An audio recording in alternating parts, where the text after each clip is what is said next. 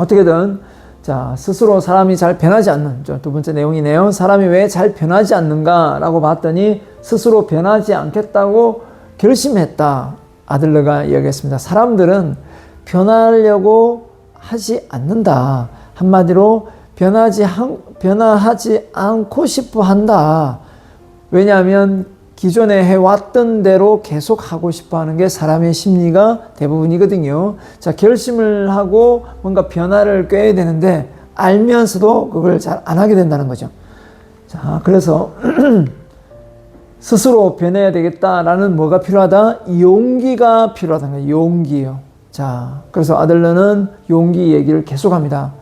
무슨 용기를 하는가요? 미움받을 용기, 이런 얘기도 많이 하는데요. 아무튼 스스로 변화되어야 되겠다는 용기가 필요한데 그 용기가 부족하고 스스로 변하지 않는 그는 스스로 그걸 결심했다, 이렇게 표현했습니다. 그래서 제가 좀 더 해석하기를 자신을 사랑하고 믿지 않기 때문이 아닌가라는 생각하거든요.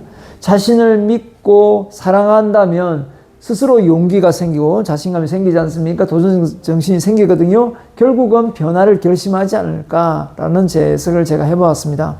결국은 스스로 변해야 되겠다는 용기의 근원은 뭐냐? 자존감이거든요.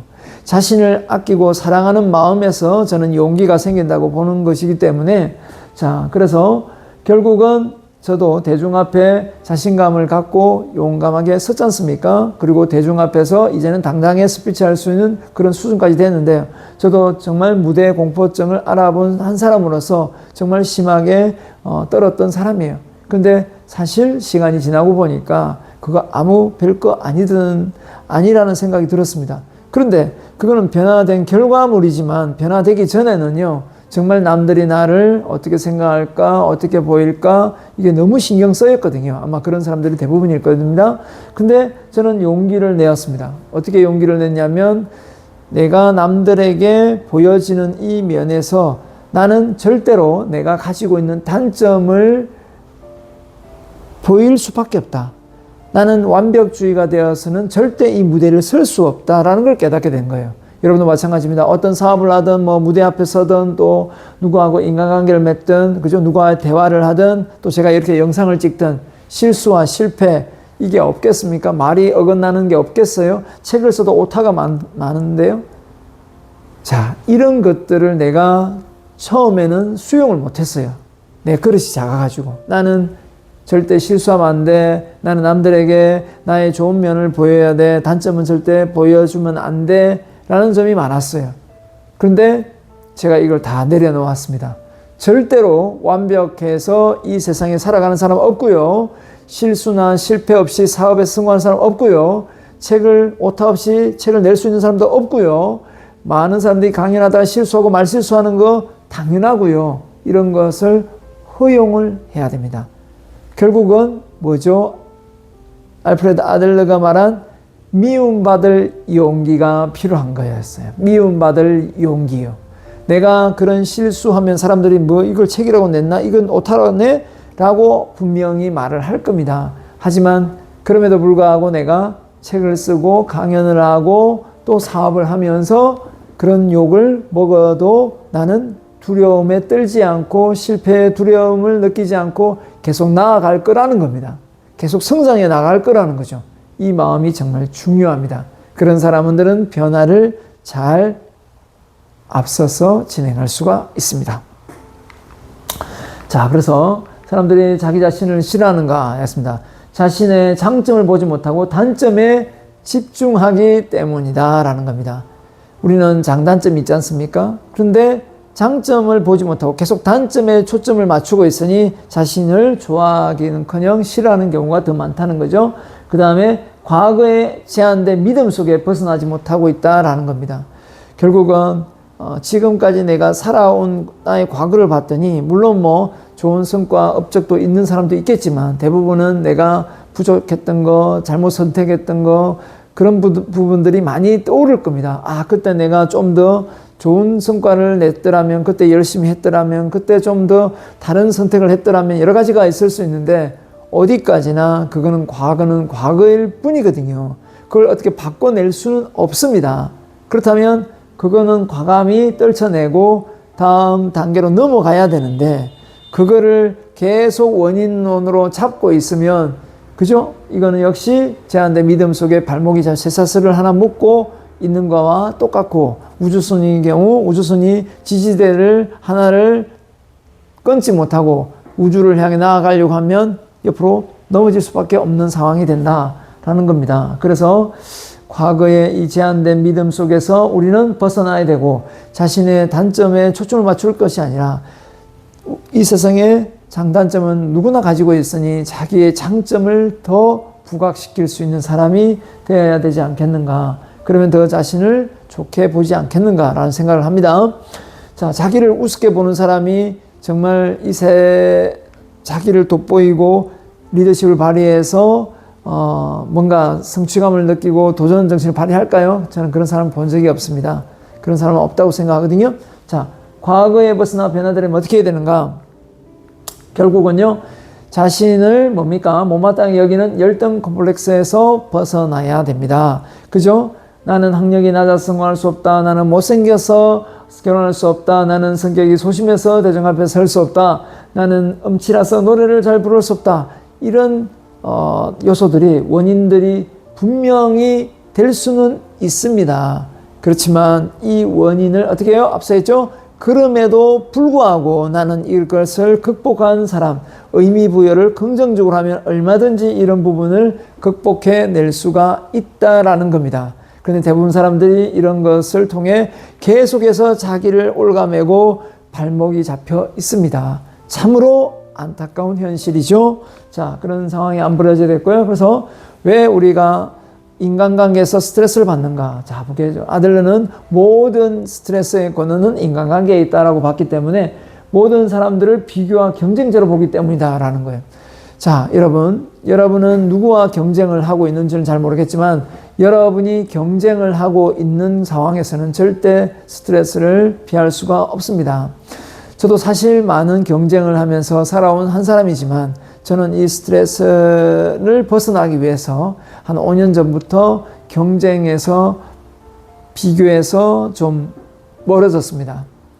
자존감 책이나 오픈 마인드셋 책을 쓰면서 제가 깨닫게 된 부분이에요. 아, 내가 남들과 대등한 관계가 아니고 정말 내 능력도 타고난 기질도 남들과 차이가 난다는 걸 알게 됐고, 그리고 내가 이거를 남들하고 뭔가 다른 관점으로 해석할 필요가 있다.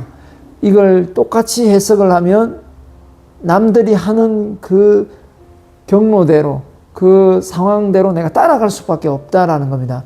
제가 처음에는 말을 잘하기 위해서 남이 말을 잘하는 스피치 관련 책을 많이 읽었고, 리더십을 키우기 위해서 남들이 써놓은 리더십 책도 많이 읽었습니다. 지금도 많이 읽고 있습니다. 하지만 어느 순간에 많이 책을 한 3,000부 정도 읽다 보니까 느끼는 감정이 뭐냐면, 나도 이쪽 분야의 책을 좀 쓰고 싶은데, 나도 이런 말을 하고 싶은데, 나도 이런 명언을 남기고 싶은데, 이런 생각이 자연스럽게 들게 되더라고요. 한 곳에 집중해서 몰입해서 뭔가를 파고드니까. 그때 알았습니다. 아, 책을 쓰고 싶을 때는 언제냐. 많은 책을 내가 못 볼 수도 있지만 여러 관련 내가 한 주제를, 예를 들면 자신감 관련 책이라면 자신감 관련 책을 열심히 읽었는데 내가 원하는 자신감에 관련되어 있는 내용이 안 나오는 거예요. 안 나와요. 그러면 나도 이런 책을 원하는데 자신감을 내가 키우고 싶은데 좀 디테일한 부분은 실전 철학이 약하네. 실전 쓸 수 있는, 활용할 수 있는 이런 책이 없네 라는 생각이 드는 거예요. 그럴 때는 뭡니까? 책을 쓰고 싶어지는 거죠. 마찬가지입니다.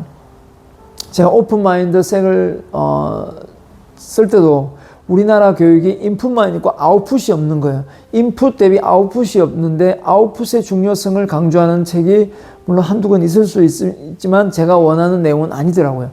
그랬을 때 나는 이쪽 분야에 관련된 책을 한번 내보았으면 좋겠다 이렇게 생각했고요. 그 다음에 제가 대학교에서 이제 비즈니스 모델 이런 창업 관련 강의를 하고 창업과 경영이라는 책도 제가 고등학교 책을 집필을 했거든요. 그러면서 그 책을 집필하면서 느낀 게 뭐냐면 분명히 창업을 하는 사람들은 기업가 정신이 있더라는 거죠. 근데 기업가 정신이 어디서 오느냐? 타고나느냐? 지금 그런 생각이 좀 들더라고요. 타고나나? 정주영 회장님 같은 사람, 삼성 이건희 회장 같은 사람은 타고나나? 그죠? 마크 주커버그, 빌 게이츠 이런 사람 무조건 타고나나? 이런 생각이 들었어요. 근데 아니더라고요. 그게 타고나는 게 아니라 자존감이 높았던 겁니다. 자존감이 곧 기업가 정신, 앙트로프로너십이라고 그러거든요. 기업가 정신이 높아서 뭔가 리스크를 안고 도전하는 정신이 생기더라고요. 제 주변에 친구들이 여러 있지만 사업을 하는 사람은 저밖에 없어요. 다 공무원이고 회사원이거든요.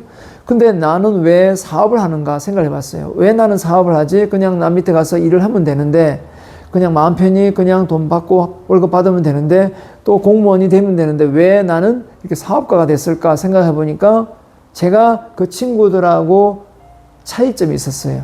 나는 리스크를 감내할 수 있는 그런 마인드가 어느 정도 조금씩 사업하면서 이게 준비가 된 거고, 또 많은 그렇지 않은 사람들은 좀 안정적인 걸 택했던 거죠. 안정적인 걸 택하는 사람들은 사업을 잘 못하거든요. 사업은 호불호가 갈리지 않습니까? 하이 리스크, 하이 리턴이니까 많이 위험스럽지만 내가 하고자 하는 일을 할 수가 있고 의미가 있지만 또 사업을 망하면 엄청난 충격과 그죠? 예, 또 돈을 잃을 수가 있지 않습니까? 이런 것처럼 그 마인드 속에서 벌써 차이가 나더라는 거예요. 그 차이를 알고부터 내가 이런 차이가 있구나라는 걸 알게 된 거죠. 자, 그래서 우리가 남과의 비교와 경쟁에서 벗어나는 방법은 다른 게 아닌 것 같습니다. 뭡니까? 내가 남들하고의 관계 속에서 나는 나답게 살 수 있는 그런 요소가 분명히 있다. 그죠? 그 점을 잘 부각시키고 인생을 살면 돼요. 그리고 내 관심 분야가 있지 않습니까? 그 분야에 집중과 몰입을 해서 내가 그 분야에 몰입을 해서 전문가가 되면 나는 또 다른 대체될 수 없는 사람인 거죠. 그래서 제 강연을 들어보는데 내 강의를 누군가가 다 똑같이 하고 있다. 내 강의를 똑같이 듣고 있는데 내 강의를 들었는데 다른 데 들어봤더니 이 내용이나 그 내용이 똑같다. 그러면 제 강의를 굳이 들을 필요가 없어요. 왜냐하면 그 강의나 이 강의 보편화되어 있으니까. 그죠? 근데 나한테 강의를 들으면 다른 데서는 배울 수 없는 새로운 걸 배우게 된다. 라면 저의 강의를 더 많이 듣게 될 거라는 겁니다. 이런 것처럼 우리가 뭔가를 하나 제품을 만들든 서비스를 만들든 자기만의 그 공들인 어떤 남들이 하든 안 하든 자기만의 그 분야의 전문성을 갖추는 이 비교와 경쟁이 어려운 이런 것들이 분명히 존재해야만 우리가 비교와 경쟁에서 벗어날 수가 있다. 저는 그 중에서 가장 내세울 만한 게 사람은 각자 타고난 끼와 재능이 다르다. 다르면 다름을 연출하면 된다. 저는 그렇게 생각합니다. 맞죠? 각자 타고난 끼와 재능이 똑같지 않은데 왜 그죠? 원숭이 보고 수영을 하라고 합니까? 왜 그죠? 사자 오고 수영을 배우라 합니까? 안 되겠죠. 예, 다른 재능을 타고났단 말이에요. 그러니까 그 재능을 각자가 살릴 수 있어야 된다는 거예요. 예를 들자면. 근데 우리는 그러지 못하고 이미 남들이 갔던 길, 이런 말 있지 않습니까? 내가 남들이 가지 않는 길을 내가 가서 길을 내면 또 다른 길이 되거든요. 저는 그런 마음이 생겼어요. 이 마음이 자존감에서 왔거든요. 제가 미친 자존감 책도 썼지만 그 미친 자존감의 그 책을 쓰기 위해서 많은 자존감 관련 책을 제가 읽고 논문을 보면서 제가 깨달았거든요. 결국에 그 힘의 근원에서 결국은 내가 이렇게 됐구나라는 겁니다. 여러분이 기회가 된다면 읽어보시면 좋을 것 같고요. 사촌이 논을 사면 배가 아프다. 왜 아플까요? 자, 타인의 행복을 비교하여 나의 패배로 간주하기 때문에. 그러니까 결국은 비교와 경쟁을 하기 때문에 스트레스를 받는 거예요. 사촌은 논을 사고 집을 사도요. 그 나하고 본인이 그냥 돈 벌어 산 건데 그 나하고 아무 상관이 없는 거예요. 그런데 그 친구는 이렇게 됐는데 나는 뭐 하고 있었지? 나는 뭘 했지? 이렇게 자꾸 비교를 하는 동시에 스트레스를 받고 있다라는 겁니다. 많은 사람들이 이렇게 우물 안에 좀 개구리처럼 크게 보지 못하고 자신을 그죠? 좁게 보면 이렇게 남과의 비교와 경쟁 속에서 엄청난 스트레스를 경험하며 살아갈 수 있다. 우리가 페이스북이나 그죠? 많은 유튜브나 이렇게 누군가가 아는 지인이 잘 돼가지고 뭔가 승승장구하고 있다 그러면 배가 아파가지고 그죠? 하는 사람이 있어요. 그러면 안 됩니다. 그 사람이 더 잘 되기를, 더 회원이 많이 모이기를 도와주면 또 내가 나중에 다른 일을 할 때 그 사람이 나를 도와줄 확률이 높지 않겠습니까? 인지상정인 거거든요. 근데 많은 사람들이 이 마음을 갖지 못해요. 자, 절대 이거는 정말 인지적 왜곡이고요. 잘못된 생각입니다. 자, 그 다음에 진정한 경쟁은 누구와 하는 겁니까? 답을 알고 있죠? 누구와 합니까? 자신하고 하는 겁니다. 어제 나보다 내가 성장했다면 나는 성장한 거고요. 예, 나 자신과 경쟁을 하십시오. 예, 그러면 아무 문제가 없습니다. 그죠? 우리는 누군가가 앞서간다면 그분은 나보다 기회가 그죠? 더 많이 준비가 됐을 수도 있고 또 운이 따를 수도 있습니다. 운도 성공의 요소에 중요한 요소이긴 하거든요. 근데 운이 따라주지 않는다고 마냥 여러분이 포기하고 있을 겁니까? 저는 운을 잘 믿지 않습니다. 그보다는 내가 기회를 만들기 위해서 내가 잘 준비하고 있으면 얼마든지 기회는 온다라고 저는 생각하거든요. 그래서 운도 저는 만드는 거다라고 생각합니다. 운도 만드는 거다. 예, 여러분들의 운을 언젠가 올 거다, 준비 과정 없이 올 거다 이런 생각을 가지고 계실지는 않겠지만 저 역시도 저는 내 운명, 지금의 내 생각에서 비롯되어서 내 운명도 만들어낸다 생각합니다. 네, 행운